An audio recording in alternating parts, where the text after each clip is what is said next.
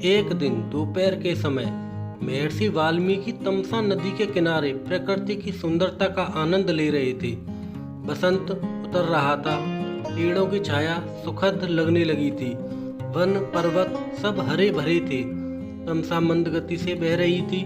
नदी का जल निर्मल था, उसमें तैरती हुई मछलियां साफ चमक रही थीं और नदी तल भी साफ दिखाई दे रहा था।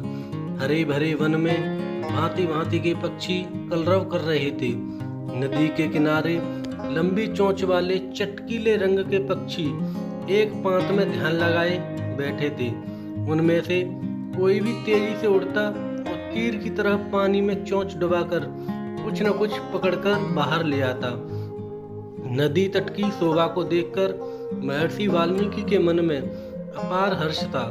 सहसा उनके कान में क्रोंच पक्षी की सुरीली धुन पड़ी। आंख उठाई तो देखा क्रोंच पक्षी का एक जोड़ा नदी तट पर कल्लोल कर रहा है। क्रोंच कभी चोंच से एक दूसरे के पीठ सहलाते, कभी थोड़ा सा उड़कर वे इधर उधर बैठ जाते और फिर पास आकर खेलने लगते। महर्षि वाल्मीकि को ये क्रोंच बड़े प्यारे लग रहे थे। इतने में नर क्रोंच को निषाद का तीर कहीं से आकर लगा और वह गिरकर छटपटाने लगा। पति की यह दशा देखकर क्रोंच बड़े करुण स्वर में रोने लगी। क्रोंच मिथुन की यह दशा देखकर ऋषि का हृदय करुणा से भर गया। वे शोक सागर में डूब गए। उनके हृदय की करुणा एक श्लोक में फूट पड़ी। हे निषाद, तू बहुत दिन तक प्रतिष्ठित न रह सकेगा, क्योंकि तूने क्रोंच के जोड़े में से प्रेम मग्न नर पक्षी को मार डाला है। बड़ी देर तक वाल्मीकि शोक के कारण बेसुध से रहे।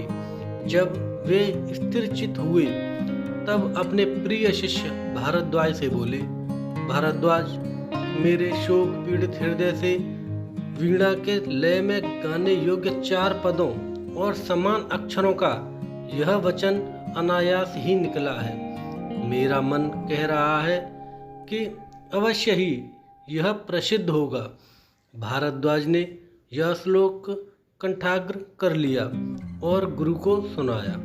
इसे सुनकर वाल्मीकि जी बड़े प्रसन्न हुए। उन्होंने स्नान किया और वल्कल वस्त्र पहनकर शिष्य के साथ वे अपने आश्रम को चल दिए।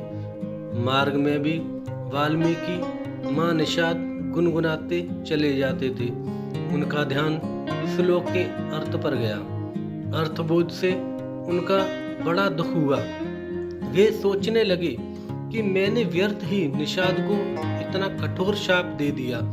इसी चिंता में मग्न वे चले जा रहे थे कि उनको नारद जी की वाणी याद पड़ी। एक बार नारद जी से उन्होंने पूछा था, हे देव ऋषि, मुझे किसी ऐसे पुरुष का नाम बताइए जो गुणवान, बलवान और धर्मात्मा हो, जो सत्य पर दृढ़ रहता हो, अपने वचन का पक्का हो, सबका हित करने वाला हो, विद्वान हो और जिससे बढ़कर सुंदर कोई दूसरा न हो। नारद जी ने कहा था कि ऐसे एक ही पुरुष को मैं जानता हूँ। वे इक्ष्वाकु वंश के राजा दशरथ के पुत्र राम हैं।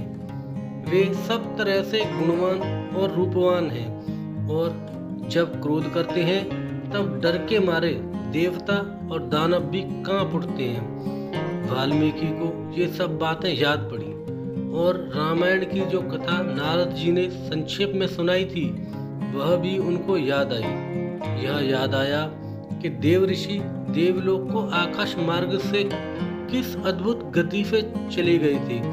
जब महाराज रामचंद्र की कथा वे दोहराने लगे तो सहसा मां निषाद श्लोक का एक दूसरा अर्थ उनके मन में आया।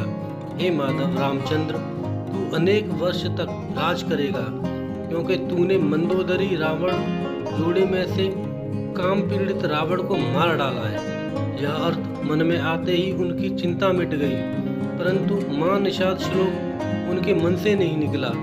वे उसे प्राय गुनगुनाते रहे। एक दिन वाल्मीकि जब ध्यान में बैठे हुए मां निषाद गुनगुना रहे थे, सृष्टि के रचयिता ब्रह्मा जी ने उनको दर्शन दिए। ब्रह्मा जी बोले, ऋषिवर, मेरी ही इच्छा से यह वाणी अनायास आपके मुंह से निकली है और श्लोक के रूप में इसलिए निकली है कि आप अनुष्टुप छंदा में महाराज रामचंद्र के संपूर्ण चरित्र का वर्णन कीजिए। श्री राम की कथा संक्षेप में आप नारद जी से सुन ही चुके हैं। मेरे आशीर्वाद से राम, लक्ष्मण, सीता और राक्षसों का गुप्त अथवा प्रत्यक्ष सब वृत्तांत आपकी आंखों के सामने आ जाएगा। जो आगे होगा वह भी दिखाई पड़ेगा। अतः जो आप लिखेंगे वह यथार्थ और सत्य होगा। इस प्रकार आपकी लिखी हुई रामायण इस लोक में अमर हो जाएगी। इतना कहकर ब्रह्मा जी अंतर्ध्यान हो गए। वाल्मीकि श्लोकों में श्री राम के चरित्र का वर्णन करने लगे। सब श्लोक मधुर और सुंदर थे।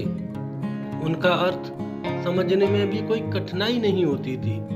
उनके सामने राम, लक्ष्मण, सीता, दशरथ और दशरथ की रानियों का हंसना, बोलना, चलना, फिरना प्रत्यक्ष हो गया और वे बिना रुके रामायण की कथा लिखते रहे।